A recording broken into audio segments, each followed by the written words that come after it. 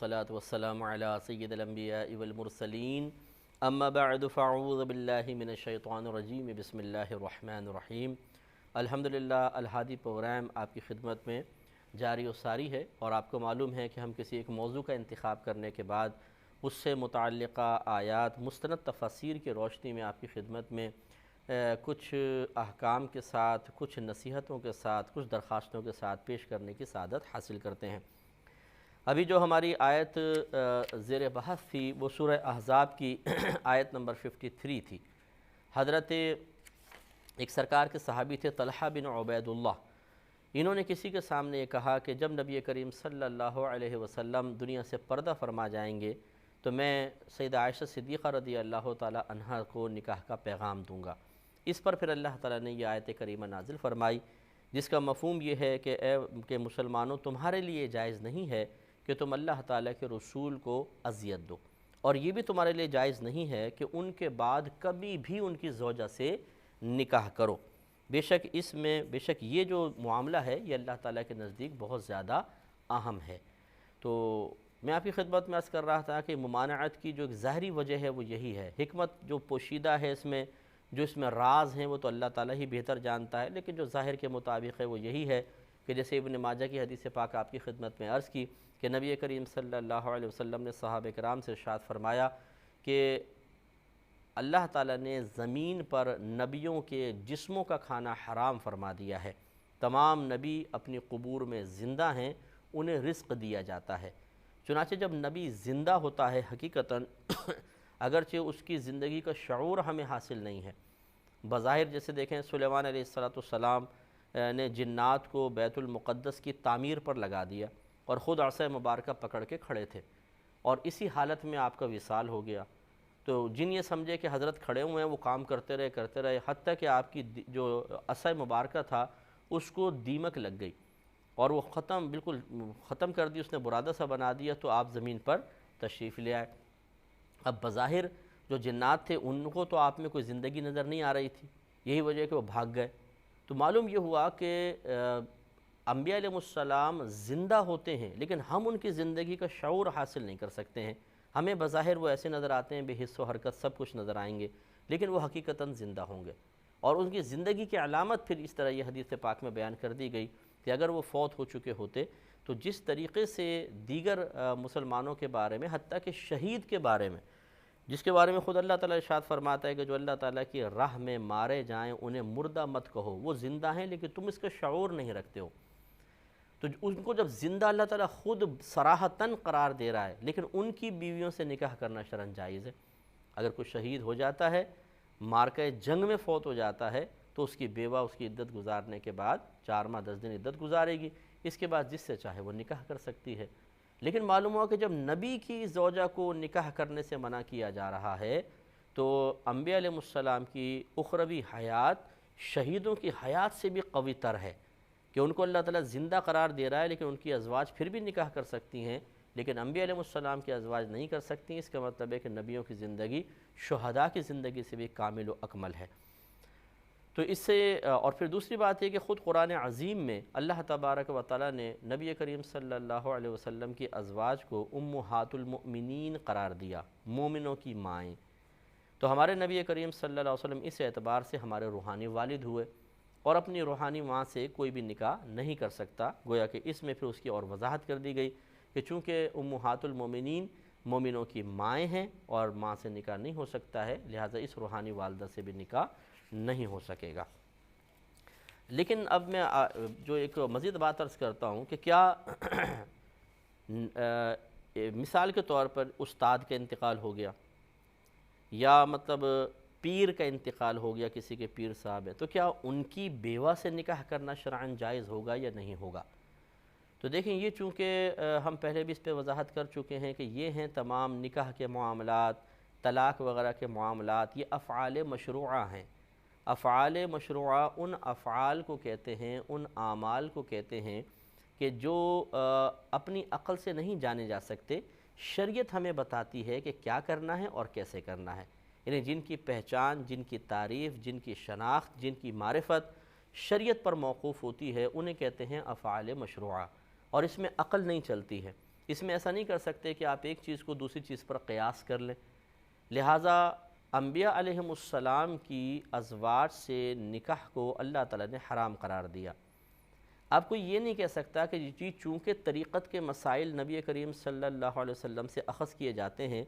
چنانچہ آپ کی زوجہ سے آپ کی وفات کے بعد نکاح حرام ہے، تو پھر پیر صاحب کی زوجہ سے بھی نکاح حرام ہوگا، اسی طرح ہمارے استاد ہیں ان کی زوجہ سے بھی نکاح حرام ہوگا۔ ایسا نہیں کہہ سکتے ہیں، کیونکہ یہ قیاس سے مسئلے حل نہیں ہوتے ہیں، ان کی معرفت اللہ تعالیٰ دیتا ہے یا اس کے رسول دیتے ہیں۔ لہٰذا اس میں بے ادبی کا کوئی پہلو نہیں ہے۔ اگر بالفرض کوئی ایسی صورتحال ہو جاتی ہے کہ کوئی اپنے استاد کی بیوہ سے نکاح کر لیتا ہے، یا اسی طریقے سے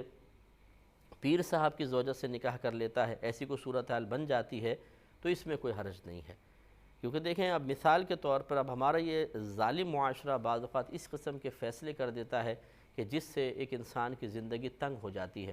جیسے آپ اس مسئلے سے قطع نظر دیکھ لیجئے کہ میں اس پہ آگے کلام بھی کروں گا، پوری آیت اس کے اوپر آ رہی ہے کہ کسی عورت کا شوہر جیسے فوت ہو جاتا ہے، اب وہ عالم جوانی میں ہے لیکن 2-3 بچے بھی ہیں۔ اب بعض اوقات ایسا ہوتا ہے کہ وہ بیچاری شادی نہیں کر پاتی۔ اگر شادی کرنے کے لیے جیسے عدت گزار لی، اب وہ چاہتی ہے بھی کسی مرد کا سہارا حاصل ہو جائے، تو ہمارا ظالم معاشرہ طعنہ زنی شروع کر دیتا ہے، لو جی شوہر کو مرے چند دن میں نہیں ہوئے، یہ تو شادی میں پڑ گئی، شاید شوہر سے بیزار تھی پہلے۔ اچھا اس کا مطلب یہ ہوا کہ پہلے 2-3-4 سال ان لوگوں کو یہ اطمینان دینے میں عورت گزار دے کہ میں شوہر سے محبت کرتی ہوں اور مجھے شادی کی کوئی جلدی نہیں ہے۔ اس میں جتنی مرتی بیچاری اذیتیں برداشت کرتی رہے، تکلیفیں برداشت کرتی رہے، یہ جا کے یہ نہیں پوچھیں گے کہاں سے کھا رہے ہو، کہاں سے پی رہے ہو، بچوں کی فیسیں کون ادا کر رہا ہے اور کس طرح کرو گی، نہیں، اس سے دلچسپی نہیں ہے۔ لیکن یہ عورتیں ہی ہوتی ہیں جو اپنی ہی جنس کی شدید قسم کی اس طرح مخالفت کرتی ہیں، اس پہ تنقیدیں کرتی ہیں۔ یہ عورتوں کے حقوق کی بات تو ہوتی ہے بعض اوقات کہ جی ہم اپنی عورتوں کے حقوق کے لیے گفتگو کریں گے، حالانکہ عورتوں کو تنگ کرنے والی سب سے زیادہ عورتیں ہی ہوتی ہیں۔ تو اب یہ بیچاری اس طریقے، اچھا اسی طرح کوئی مطلقہ عورت ہو اس کے اوپر بھی اسی طریقے سے مسئلے۔ تو خلاصہ کلام یہ ہے کہ اب بالفرض اگر ایک عالم دین ہیں یا ایک مفتی صاحب ہیں، ان کی زوجہ کا ایسا مسئلہ ہو جاتا ہے اور کوئی اچھا مناسب رشتہ نہیں ملتا، شاگردوں میں اچھا رشتہ ہے، تو اب اس کا مطلب یہ ہوا کہ وہ نکاح نہ کریں، ورنہ لوگ طعنے دیں گے کہ بھئی ایک شخص سے کہ بھئی تم نے اپنے استاد کی ضرورت سے نکاح کر لیا ہے، تو پھر وہ چاہے گناہ میں مبتلا ہوں، چاہے وہ بیچارے تقاضائے نفسانی سے لڑتے لڑتے ٹینشن میں ڈپریشن کا شکار ہو جائیں، پریشانی کا شکار ہو جائیں، لیکن یہ نکاح نہیں ہو سکتا۔ اس طرح کے معاملات نہ کیے جائیں،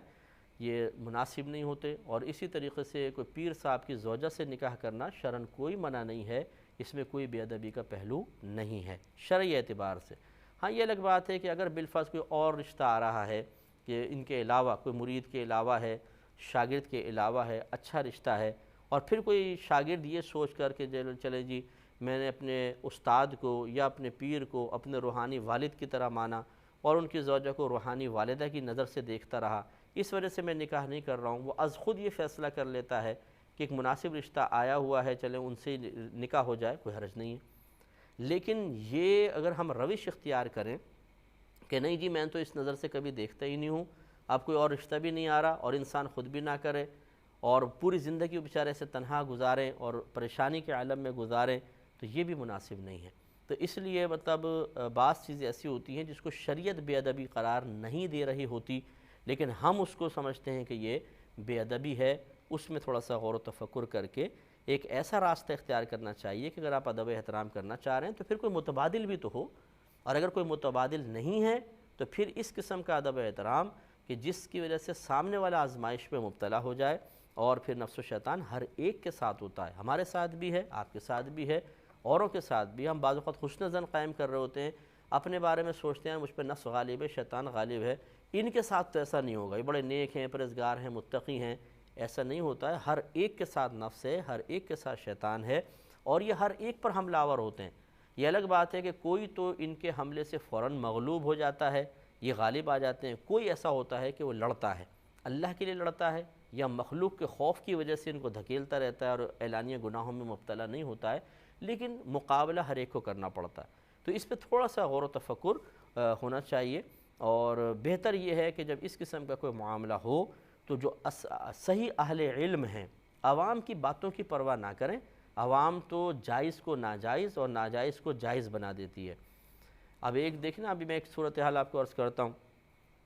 ایک عالم دین ایک مفتی صاحب سے کویسچن ہوا، ہمارے اکابرین میں سے ان سے کویسچن ہوا کہ جی ایک آدمی کہتا ہے کہ اس طرف کعبۃ اللہ ہے، اس رخ کر کے پیشاب وغیرہ نہ کریں، اس طرف مدینہ منورہ ہے، اس طرف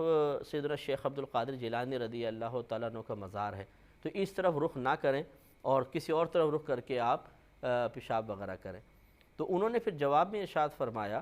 کہ اگر یہی قیودات اپنے پاس سے لگا دی جائیں کہ جس طرف کوئی مزار ہو،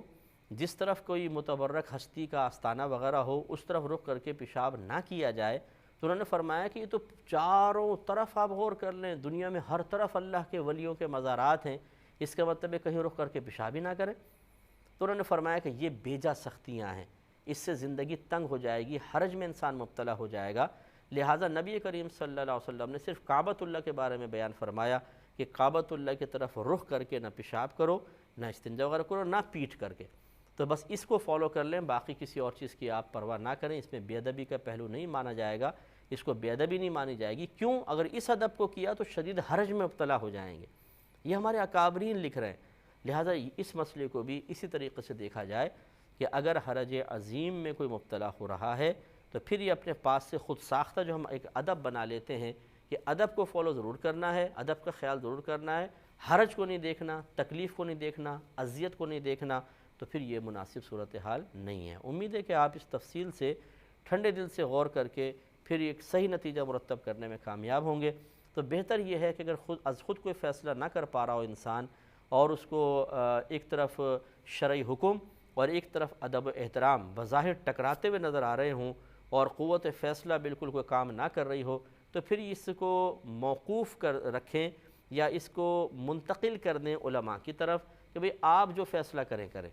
اور علماء سے مراد بھی وہ کہ جو واقعی اچھے اہل علم ہوں اور معاشرے پر بھی اپنے لوگوں کی کیفیات، ان کے حالات، ان کے ماحول اور شرعی احکام پر گہری نظر رکھنے والے ہوں، وہ اچھے مفتیان کرام ہر جگہ پہ مل جاتے ہیں، ان سے پھر مسئلہ معلوم کر کے اس پہ عمل پیرا ہوا جائے۔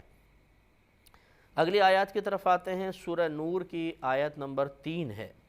اللہ تعالیٰ ارشاد فرماتا ہے کہ الزانی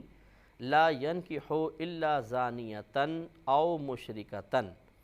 زانی نہیں نکاح کرتا ہے مگر زانیہ سے یا مشرکہ سے، والزانیۃ لا ينکحها الا زان او مشرک، اور زانیہ نہیں نکاح کرتا اس سے، یعنی زانیہ سے نہیں نکاح کرتا مگر زانی ہی یا مشرک، وحرم ذلک علی المؤمنین، اور حرام کر دیا گیا یہ مومنین پر۔ اب دیکھیں اس میں یا تو خبر دی جا رہی ہے یا حکم ہے۔ اگر خبر دی جا رہی ہو تو پھر اللہ، اس کا مطلب یہ ہو جائے گا کہ اللہ تعالیٰ خبر دے رہا ہے کہ اور اس کا مفہوم یہ بنے گا آیت کا، اب یعنی مقصود الہی یہ ہے اس بات کی خبر دینا کہ زانی وہ شخص جو عادی زانی ہے، جس کے ذہن میں گندگی بھری ہوئی ہے، جو ہر وقت گندگی کی طرف مائل رہتا ہے، اللہ تعالیٰ اس کے بارے میں خبر دے رہا ہے کہ ایسا شخص مومنہ، صالحہ، عفیفہ عورتوں کو کہاں پسند کرے گا، یہ گندی عورتوں کو ہی پسند کرے گا، لہذا فرمایا کہ زانی نہیں نکاح کرے گا مگر زانیہ سے یا مشرکہ سے۔ اور اسی طرح اگر کوئی زانیہ عورت ہے کہ جو خراب کاموں میں لگی ہوئی ہے اور گندگی پسند ہے، تو پھر اس سے کوئی زانی ہی نکاح کرے گا یا مشرک نکاح کرے گا، کیونکہ وہ پھر کسی صالح مرد کے قریب جانا پسند نہیں کرے گی، اسے بھی خراب قسم کے افراد پسند ہوں گے۔ یہ اس صورت میں ہے کہ جب یہ خبر دینا مقصود سمجھا جائے، اور اگر یہاں پہ یوں کہا جائے کہ یہ خبر نہیں بلکہ اللہ تعالیٰ کا حکم ہے، تو پھر مفہوم یوں بنے گا، یعنی اس کا مطلب پھر یہ ہوگا کہ زانی صرف زانیہ سے نکاح کرے اور مشرک عورت سے نکاح کرے، اس کے علاوہ کسی سے نہ کرے۔ اسی طرح زانیہ سے صرف زانی ہی نکاح کرے اور مشرک نکاح کرے، زانیہ عورت کسی صالح مرد سے، نیک مرد سے نہیں کر سکتی۔ لیکن اب اس پہ تفصیل کیا معنی ہے، کون سا ہے، تو پھر صحیح یہی ہے کہ یہاں پہ اللہ تبارک و تعالیٰ خبر دے رہا ہے، حکم نہیں۔ لہٰذا ایسا نہیں ہے کہ اگر کوئی شخص عادی زانی بھی ہے، مثال کے طور پر اس کے ذہن میں گندگی بھی بھری ہوئی ہے، تو ہم یہ نہیں کر سکتے کہ اگر وہ کسی نیک عورت سے نکاح کرنا چاہتا ہے، کسی صاف ستھری عورت سے نکاح کرنا چاہتا ہے، تو ہم کہیں گے تمہارا اس سے نکاح کرنا ہی حرام ہے، ایسا نہیں ہے۔ اسی طرح اگر کوئی لڑکی معاذ اللہ زنا میں مبتلا ہو گئی ہے اب اس کا نکاح کسی نیک آدمی سے ہو رہا ہے، نیک آدمی سے مراد کہ جو کم از کم زانی نہیں ہے، مشرک نہیں ہے، تو بعض جاہل قسم کے لوگ اس طرح کے خیالات ذہن میں ڈال دیا کرتے ہیں، جیسے قریبی دوست وغیرہ ہوتے ہیں، سہیلیاں ہوتی ہیں کہ بھئی تمہارا نکاح تو اس سے ہوگا ہی نہیں، کیونکہ اللہ تعالیٰ نے فرمایا کہ زانیہ عورت صرف زانی سے نکاح کرے یا مشرک سے نکاح کرے۔ تو ایسا نہیں ہے، اس لیے یہ غلط مسئلے نہ بتائے جائیں۔ صحیح یہی ہے کہ اللہ تعالیٰ فقط ایک خبر دے رہا ہے کہ اکثر ایسی ہوتا ہے، اور یہ اکثری قاعدہ ہمیشہ کا نہیں، کہ زانی گندگی کو پسند کرتا ہے، زانیہ بھی گندگی کو پسند کرتی ہے، لیکن اگر کوئی زانی پاکیزگی کو پسند کر کے عام عورت سے نکاح کر لے تو بالکل ہو جائے گا۔ اسی طرح کوئی زانیہ عورت تھی، تائب ہوئی ہو یا نہ ہوئی ہو، اگر وہ کسی صالح مرد سے نکاح کر لیتی ہے تو بالکل یہ نکاح ہو جائے گا۔ ابھی جو آگے فرمایا کہ وہ حرم ذالک علی المومنین، اور حرام کر دیا گیا ہے اسے مومنین پر، اس سے یا تو یہ آیت منسوخ ہے کہ یہ پہلے تو یہ زانیہ جو عورت ہے یا مشرکہ وہ مرد پہ حرام کر دی گئی، لیکن بعد میں اگر وہ زانیہ توبہ کر لیتی ہے، مشرکہ ایمان لے آتی ہے، تو پیچھے آیات گزری ہیں کہ اللہ تعالیٰ نے مومنین سے مومنین کو مخاطب کرتے ہوئے ارشاد فرمایا تھا کہ تم مشرکہ عورتوں سے نکاح نہ کرو یہاں تک کہ وہ ایمان لے آئیں۔ گویا کہ اسی حالت میں مثال کے طور پر اگر کوئی زانیہ ہے، اعلانیہ زنا کرتی ہے، گناہ کر رہی ہے، تو پھر مومنین کو منع کر دیا گیا کہ اس سے آپ نکاح نہ کریں، یہ آپ کے لیے شدید ناجائز ہے۔ وجہ اس کی یہ ہے کہ اگر کسی کی زوجہ غلط کاموں میں مصروف ہو اور وہ غلط کام چھوڑ نہ رہی ہو تو پھر اس کے لیے بھی بدنامی ہے، برائی اس کے سر پہ آئے گی۔ ایک نیک آدمی ایک ایسی عورت سے نکاح کر لے، پہلی بات تو یہ کہ پورے خاندان کے لیے باعث شرم و عار ہے کہ اگر ایک شریف خاندان کے ایک لڑکا کسی ایسی زانیہ سے نکاح کر لے جو اس کو چھوڑنے کے لیے تیار نہ ہو، تو پورے خاندان کا سر شرم سے جھکے گا نہیں جھکے گا، اس لیے منع کر دیا گیا کہ ایسی عورت سے نکاح نہ کریں۔ اور اسی طریقے سے اگر کوئی زانی مرد ہے جو مطلب اعلانیہ زنا کرتا ہے، خراب کاموں میں ملوث ہے، اگر کوئی شریف خاندان کی لڑکی اس سے نکاح کر لے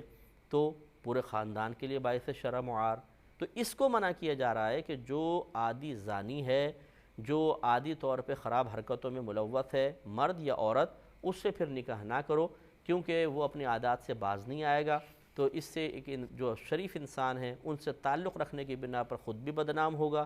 پورا خاندان بدنام ہوگا، اور پھر بچوں کا کیا معاملہ ہوگا؟ ایسی معاذ اللہ ثم معاذ اللہ عورت کہ جو مطلب شوہر کی امانت میں خیانت کی مرتکب ہو، اس کے تو بچوں کا نسب بھی مشتبہ ہوگا کہ پتہ نہیں شوہر سے ہیں یا نہیں ہے، کیا مسئلہ ہے۔ تو اس لیے اللہ تعالیٰ نے اس کو منع فرما دیا۔ امید ہے کہ آپ کو آیت کا مفہوم سمجھ میں آیا ہوگا۔ اللہ تعالیٰ سے دعا ہے کہ رب کریم جو کچھ ہم نے سنا اسے ذہن میں محفوظ رکھنے اور بعین ہی دوسروں تک پہنچانے کی توفیق عطا فرمائے، آمین۔